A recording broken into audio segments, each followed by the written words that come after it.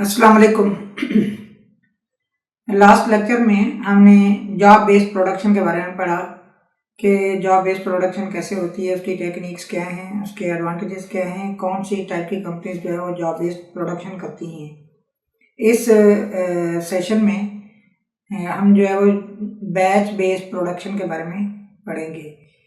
तो batch based production क्या है, उसकी फॉर्मल डेफिनेशन देखते हैं। Batch production is a method whereby a group of identical products are produced simultaneously. Each batch goes through a separate stage of manufacturing process together. Each batch can be different as manufacturers can decide to change the specification from one group of products to the next. अब इसका मफहूम ये है, इसका crux ये है कि ये ऐसी टाइप ऑफ प्रोडक्शन है जिसमें आप नंबर ऑफ प्रोडक्ट्स को, यूनिफॉर्म नंबर ऑफ प्रोडक्ट्स को एक वक्त में आप बनाते हैं और एक टाइप की प्रोडक्ट बना लेते हैं, फिर दूसरी टाइप की प्रोडक्ट आप जो है वो स्टार्ट कर लेते हैं। प्रोडक्शन फैसिलिटी वही रहती है, काम वही रहता है, मगर आपकी जो प्रोडक्ट्स की टाइप है या प्रोडक्ट के जो कैटेगरी है वो चेंज हो जाती है। जैसे कि मिसाल के तौर पर बॉटल्स बनाने वाली कंपनी है, कोका कोला जो है वो एक वक्त में कोक की 1.5 लीटर बोतल बना रही है। एक बैच स्टार्ट किया और वो पूरा बैच जो है वो प्रोड्यूस हुआ, 10,000 प्रोडक्ट्स उन्होंने बनाई और उसके बाद जो है वो उन्होंने आगे नेक्स्ट डिसाइड किया कि हमने जो है 1 लीटर वाली स्टार्ट करनी है। अब वो 1 लीटर वाला 10,000 स्टार्ट किया और वो थोड़ा सा डिफरेंट स्पेसिफिकेशन के साथ होगी, डिफरेंट उनके साथ होगी, फॉर्मेलिटीज़ के साथ होगी, उसके स्टेप्स भी डिफरेंट होंगे। ये 10,000 यूनिट्स जो है वो जब निकलेंगे तो उसके बाद उन्होंने डिसाइड किया कि हमने जो है वो अब स्प्राइट स्टार्ट करनी है। तो स्प्राइट स्टार्ट करने के लिए 1/2 लीटर का सोचा फर्ज करें स्प्राइट का, तो स्प्राइट जो है वो एक डिफरेंट प्रोडक्ट है और डिफरेंट उसकी जो है वो स्पेसिफिकेशंस हैं, तो उसके मुताबिक वो बनाएंगे। तो वही प्रोडक्शन फैसिलिटी 3 मुख्तलिफ किस्म के जो वो बैचेस की सूरत में वो प्रोडक्ट्स निकली, एक ग्रुप्स की सूरत में वो प्रोडक्ट्स निकली और 3 मुख्तलिफ ग्रुप्स में वो बनी, लेकिन उसी प्रोडक्शन फैसिलिटी से। तो ऐसे तरीक़ाकार को बैच बेस्ड प्रोडक्शन कहते हैं। इसी तरह एक गारमेंट्स की कंपनी है, वो बैचेस की सूरत में काम करती है कि एक बैच में वो बच्चों के जो है वो यूनिफॉर्म बनाती है, एक और बैच की सूरत में वो लेडीज़ की शर्ट्स बनाती है, एक और बैच की सूरत में वो पैंट बनाती है और वो मार्केट में इसी तरह बैचेस की सूरत में भेज रही है। लेकिन इसमें जॉब बेस्ड से इससे डिफरेंस क्या है? मोस्टली जो बैचेस वाली ऑर्गेनाइजेशन होती हैं वो इन एंटिसिपेशन टू ऑर्डर नहीं होती, वो किसी ऑर्डर के तहत काम नहीं करती, बल्कि वो ऐसे ही जो मार्केटिंग टैक्टिक्स होते हैं, जो मार्केटिंग की जो मेथड्स हैं, उन्हीं मार्केटिंग के मेथड्स को यूज़ भी कर सकते हैं और without using them as well वो कर सकते हैं। तो ये दोनों किस्म की जो प्रोडक्ट्स हैं वो बना सकती है, यानी कि विद ऑर्डर्स, विदाउट ऑर्डर्स। इसमें ये यानी कि फैसिलिटी है कि ये विद ऑर्डर्स भी बना सकती है और विदाउट ऑर्डर्स भी बना सकती है। इसकी एक बड़ी एग्जांपल मेडिसिन की कंपनीज हैं। मेडिसिन की कंपनी जो है वो एक किस्म का फर्ज करें सील बना रही है और वो एक पूरा लॉट निकालती है, फर्ज करें 1 लाख यूनिट बनाती है और उसके बाद दोबारा जो है ना वो एक और किस्म का सिरप स्टार्ट करते हैं और उसी प्रोडक्शन की फैसिलिटी वही है, आपके जो इक्विपमेंट्स हैं वही हैं, उसके सेटअप भी वही है, सब कुछ वही है, लेकिन सोल्यूशन डिफरेंट हो गया। अब उसमें सोल्यूशन डिफरेंट होने की वजह से वो एक डिफरेंट लॉट निकलेगी और वो डिफरेंट लॉट जो है उसके ऊपर बाकायदा जो है एक मैन्युफैक्चरिंग डेट और एक उसकी बैच नंबर और तीसरी चीज़ एक्सपायरी लिखी होगी। उसकी वजूहत ये है कि ये क्योंकि डिफरेंट बैचेस की सूरत में चीज़ें बनी हैं तो हर बैच को एक अलग नंबर दिया गया और जो अलग नंबर दिया है उस अलग नंबर की वजह से वो बैच पहचाना जाता है। यानी कि ये मैस प्रोडक्शन जो आगे हम पढ़ेंगे उसकी तरह ये नहीं है कि हर चीज़ यूनिफॉर्म है, हर तरह से यूनिफॉर्म प्रोडक्ट्स बनाती है और कभी जो है ना वो आपस में जो चेंजेस नहीं करती, ऐसी सूरत भी नहीं है। और ये ऐसी सूरत भी नहीं है कि जॉब बेस्ड की तरह एक किस्म का ऑर्डर की बनाती है और फिर कभी उस जैसा नहीं बनाती, बल्कि ये रिपीटेडली जो है वो 3 या 4 या 10 किस्म के जो है ना वो बैचेस निकालती है और उन्हीं बैचेस को जो है ना वो चेंज करती रहती है, उन्हीं बैचेस के अंदर काम करती रहती है। सो बैच प्रोडक्शन में जो ख़ास बात है वो ये है कि बैच प्रोडक्शन आपको फ्लेक्सिबिलिटी भी देती है, ऑर्डर बेस्ड भी हो सकती है और विदाउट ऑर्डर भी हो सकती है। बैच बेस्ड प्रोडक्शन वाली कंपनीज मीडियम कंपनीज होती हैं। ये ऐसी कंपनीज होती हैं जो बहुत बड़ा सेटअप भी नहीं होती और बहुत छोटा सेटअप भी नहीं होती। इसकी बड़ी एग्जांपल मैंने 2-3 दे दी हैं, जैसे कि बॉटल्स की कंपनीज हैं, जैसे बेकरी आइटम्स की कंपनीज हैं, जैसे जो है वो मेडिसिन की सारी कंपनीज हैं और बहुत सारी जो गारमेंट्स की कंपनीज हैं वो भी बैचेस की सूरत में चीज़ों को बनाती हैं। सो इनका जो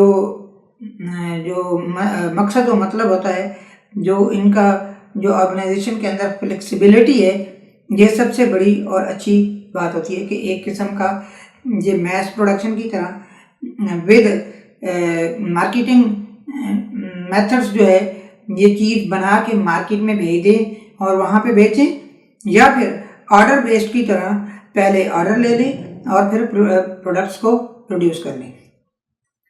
batch production offers a number of solutions to manufacturers, with the main being the ability to produce lines of goods in smaller quantities, making their overall process a lot more agile and efficient। यानी कि बहुत flexible और efficient अंदाज में जो है वो ये प्रोडक्ट्स को प्रोड्यूस करती हैं और ये फ्लेक्सिबिलिटी जो है और एफिशिएंसी जो है ये इनकी ख़ास खूबी है। ये कौन कौन सी किस्म की ऑर्गेनाइजेशंस होती हैं उसकी कुछ एग्जांपल्स मैंने यहाँ कोट की हैं। सोप की सारी ऑर्गेनाइजेशंस, मेडिसिन्स की कंपनीज, फूड प्रोडक्ट्स की, बेकरी आइटम्स की कंपनीज, क्लॉथिंग की कंपनीज, स्पोर्ट्स गुड्स वाली, इलेक्ट्रिकल गुड्स की companies, newspaper, magazines and books सारी की सारी जो है ना वो बैच प्रोडक्शन में प्रोड्यूस होती हैं। और इसके अलावा कुछ कंप्यूटर की कंपनीज भी जो है वो बैच प्रोडक्शन में करती हैं। अब इसके एडवांटेजेस क्या हैं?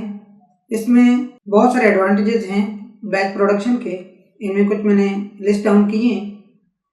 जैसा कि रिड्यूस्ड सेटअप मीन्स के इसको आराम से सेटअप टाइम, ऐसा इसका रिड्यूस्ड सेटअप टाइम है, जैसा कि उसको बड़े आसानी से जो है सेटअप को चेंज किया जा सकता है, उसमें कोई मुश्किल पेश नहीं आती और तब्दीली आप ला सकते हैं। कि एक किस्म का सेटअप आपने स्टार्ट किया, जैसे मैंने एग्जांपल दी थी कि 1.5 लीटर की बोतल के लिए डिफरेंट सेटअप था और 1 लीटर के लिए थोड़ा सा डिफरेंट सेटअप है।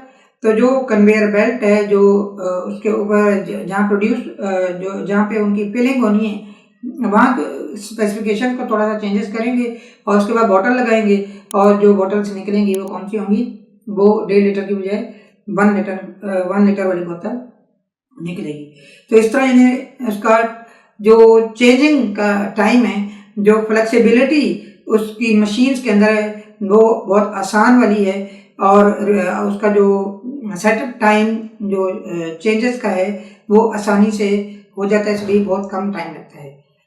एफिशिएंट यूज ऑफ इक्विपमेंट, कि एक तरह की प्रोडक्ट नहीं बनाई जाती और ये ऐसा भी नहीं है कि प्रोडक्शन आपकी जो है उसकी डिमांड अगर वो पूरी हो गई है तो आप रोक लें, बल्कि दूसरी किस्म की आप प्रोडक्ट प्रोड्यूस कर लेते हैं और इस तरह आपका इक्विपमेंट की एफिशिएंसी जो है वो डबल हो जाती है। अगर 3 किस्म की प्रोडक्ट बना रहे हैं तो 3 टाइम्स हो गई। इस तरह आप जितना ज़्यादा जो है उस मशीन का इस्तेमाल करेंगे उसकी प्रोडक्टिविटी उतनी ज़्यादा हो जाती है, एफिशिएंसी भी बढ़ जाती है, क्योंकि आप जो है वो प्रोड्यूस ज़्यादा से ज़्यादा करेंगे, स्पीड से करेंगे, जल्दी करेंगे, तो एफिशिएंसी भी बढ़ जाती है। फिर कंसिस्टेंट ऑपरेशन है। ऑपरेशन उसके यूनिफॉर्म होने की वजह से बार बार वही होते हैं और बार बार उनमें कोई ख़ास तब्दीली नहीं होती है। 8-10 किस्म के जो सेटअप है वही चेंजेस आती हैं और उनको आप कंटिन्यू रखते हैं। वर्क फ्लो ऑप्टिमाइजेशन, इसका मतलब ये है कि क्योंकि ऑर्डर बेस्ड नहीं है और जब ऑर्डर आपके पास नहीं होता या जब आप जो है चाहें तो प्रोडक्शन जारी रखें, तो उस वक़्त आपकी प्रोडक्शन जो है वो आप जो मार्केट की डिमांड है उसको एंटिसिपेट करते हुए आप एक किस्म की, दूसरी किस्म की, तीसरी किस्म की आप जारी रखते हैं, तो एक के बाद दूसरा बैच, दूसरी किस्म का बैच और तीसरी किस्म का बैच जो है वो आता रहता है। जो इस तरह यानी कि आप ऑप्टिमाइज करते हैं कि आपका जो प्रोडक्शन फ्लो है, जो प्रोडक्शन की जो क्या नाम है उसके अंदर स्टॉपेज नहीं आती, वो चलती रहती है, प्रोडक्शन चलती रहती है। मिनिमाइजेशन ऑफ ट्रांसपोर्ट टाइम, इसमें एक और ख़ास बात होती है कि क्योंकि ये जो है वो एफिशिएंट अंदाज में होती है, बहुत ज़्यादा चेंजेस करने की ज़रूरत नहीं पड़ती और ऑर्डर बेस्ड में ये होता है कि एक जगह से या एक डिफरेंट चीज़ों के लिए डिफरेंट लोकेशंस पे जाना पड़ सकता है, जैसे कॉन्ट्रैक्टर्स जा सकते हैं। और इसी तरह ऑर्डर बेस्ड में एक मसला ये होता है कि आपको मटेरियल मुख्तलिफ जगहों से लेना पड़ता है, तो यहाँ सूरत हाल होती है कि क्योंकि एक ही जैसा काम होता है, एक ही जैसी और रिपीटेड आपकी प्रोडक्शन होती है, तो आपको उसका जो इन्वेंट्री है वो आपके पास मौजूद होती है और आपकी प्रोडक्शन फैसिलिटी करीब होती है, इस वजह से आपको उसको ट्रांसपोर्टेशन में टाइम नहीं लगता, कम टाइम लगता है। सो बैच प्रोडक्शन में ट्रांसपोर्टेशन टाइम भी कम लगता है। इसी तरह उसके अंदर कस्टमाइजेशन आसानी से हो सकती है, जैसे कि कोई ऑर्डर आ गया कि आप मुझे, जैसे गवर्नमेंट एक कहती है कि हमें एक ख़ास किस्म का सिरप बना के दे दें, तो मेडिसिन कंपनी आसानी उस सिरप को बना सकती है क्योंकि उसके पास प्रोडक्शन फैसिलिटी मौजूद है और वो ऑलरेडी उस तरह के सिरप बनाती है और थोड़े से उसके सोल्यूशन में चेंजेस की वजह से उसके जो फार्मूला है उसमें चेंज करने के बाद उसी प्रोडक्शन फैसिलिटी से उसको निकाल सकती है। इसी तरह दूसरा एक गारमेंट्स की कंपनी काम कर रही है, उसको कहते हैं जी पुलिस की यूनिफॉर्म बना के दे दें, तो वो आसानी बना देगी क्योंकि वो ऑर्डर बेस पे जो काम कर रही है, जो बैच बेस पे काम कर रही होती है, तो उनमें से एक बैच वो जो है वो यूनिफॉर्म का लगा के वो अपना ऑर्डर भी ले सकती है, गवर्नमेंट का ऑर्डर जो है वो कंप्लीट कर सकती है। तो इसमें कस्टमाइजेशन की फ्लेक्सिबिलिटी होती है, जैसे आप चाहते हैं वो बना सकते हैं। फिर स्ट्रीमलाइन प्लानिंग एंड शेड्यूलिंग, आप आसानी जो है अपने जो प्रोडक्शन फैसिलिटी के प्रोसेसेस हैं उनको स्ट्रीमलाइन कर सकते हैं और उन फैसिलिटीज़ को वो चला सकते हैं और उसमें कोई मुश्किल पेश नहीं आती क्योंकि ऑलरेडी आपका सेटअप जो है वो एक फ्लेक्सिबल अंदाज में चल रहा होता है और पड़ा होता है और उसकी जो क्रोनोलॉजी, जो तरतीब, जो लेआउट आपने बनाया होता है वो थोड़े से डिफरेंसेस के साथ आप उसको उसी तरह चला सकते हैं। सो आप अपनी प्रोडक्शन को जो एज़ पर शेड्यूल है, एज़ पर टाइम है, वो आप चलाते रहते हैं। एक इसके अंदर जैसे मैथ प्रोडक्शन में एक शेड्यूल के तहत प्रोडक्शन होती रहती है, तो इस तरह इसकी भी की खूबी है। फिर आपका इन्हांस्ड एरर डिटेक्शन टाइम, यानी कि बड़ी आसानी से इसके अंदर कोई मसले मसाइल आएँ या कोई प्रॉब्लम्स आएँ तो आसानी मालूम किए जा सकते हैं। जैसे कि मैथ प्रोडक्शन में ये होता है कि ख़ास टाइम के ऊपर आप क्वालिटी वाले इंस्पेक्शन कर रहे होते हैं और उन चीज़ों को डिटेक्ट करके बाहर निकाल देते हैं और फिर डिफेक्टिव आइटम को रीवर्क करवा लेते हैं। इसी तरह आप जो मैथ प्रोडक्शन है उसमें भी ये काम कर सकते हैं। सो इस तरह ये मैथ प्रोडक्शन की जो फैसिलिटी है इसका मैं सम अप करूँगा कि इसमें जॉब बेस्ड की भी खूबी है और मैस प्रोडक्शन वाली भी। और ये एक यूनिक किस्म की का मेथड है जिसमें आप दोनों किस्म के जो है वो काम कर सकते हैं, यानी ऑर्डर बेस्ड भी और विदाउट ऑर्डर भी। तो इसमें ख़ास बात ये भी है कि इसमें एक बैच के जो यूनिट होते हैं बिल्कुल यूनिफॉर्म होते हैं, एक जैसे बनते हैं, फिर उसके बाद डिफरेंट हो जाते हैं। ये 8-10 किस्म के सेटअप के साथ काम करते हैं और मोस्टली इसके ऊपर जो है वो बैच नंबर से प्रोडक्ट्स जो है वो पहचानी जाती हैं।